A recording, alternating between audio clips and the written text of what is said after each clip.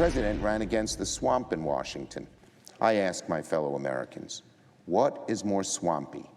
What is more fetid? What is more stinking than the most powerful person in the country literally changing the rules to benefit a crony guilty of breaking the law? It never stops. Senator Chuck Schumer not backing down after the impeachment push, now demanding the IG investigate and have an investigation into the Department of Justice's decision to reduce the recommended prison time for Roger Stone. But our next guest has a reality check. Here with more is former Acting U.S. Attorney General Matt Whitaker. And they've asked Matt for the guy that took over for you, AG Barr, to go in front of the House Investigative Committee. He says he'll do it in a couple of weeks, so he'll be down there. First off, do you think that the president did something wrong?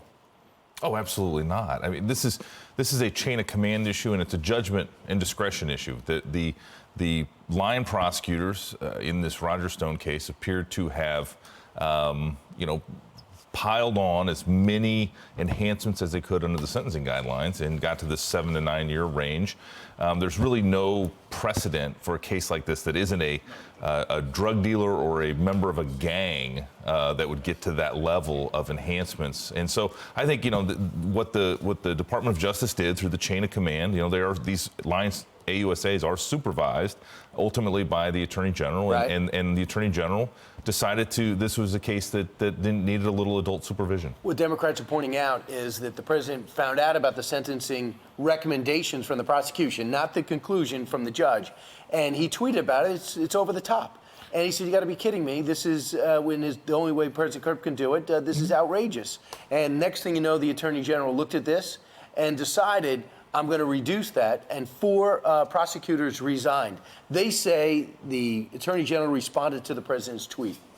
I don't, I really think at the end of the day, the Attorney General is responsible for the functioning of the Department of Justice. And these kind of judgment calls, usually the U.S. Attorney together with the AUSAs work it out. But at the same time, the Attorney General reserves all the authority and discretion to adjust sentencing recommendations. And remember, Brian, this is a sentencing recommendation and not sort of what he should be, not his sentence. A judge has complete authority to decide what the sentence is ultimately in this case. And so really this is just what the government recommends. The defense is also going to recommend an appropriate sentence, and then ultimately the judge is going to decide. Well, I mean, he is charged with Roger Stone lying to Congress and also obstruction of justice and witness tampering. So you take those 3 things, and the president says the foundation of this is the fact that the way they took him down is very reminiscent of, he thinks, is the over-the-top recommendation of 7 to 9 years. Remember, they hit him with a SWAT team.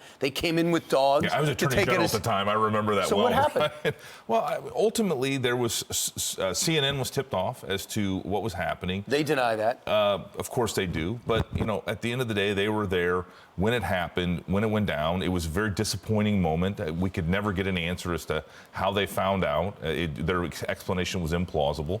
And this case from the start, and now I just saw this morning, there's some suggestion that the foreperson of the jury was, had biases. Oh, no, you look at their social media. Yeah, I know. So this case, again, this is why, in the system of justice we have built, we have ways to appeal these issues, and ultimately the final decider is not the prosecutors, right, who really, especially in this recommendation, I think overstepped and really proposed a too serious sentence. Lindsey Graham, chairman of the Senate Judiciary, says, I wish the president hadn't tweeted about the initial sentencing recommendation, but this is not going to mean that he's going to launch into an investigation. But it looks like the House side will. Shocker. Well, and the president's, again, free to opine on whatever he wants. Right. Thanks. And he will. All right. I know it. He probably will right after this.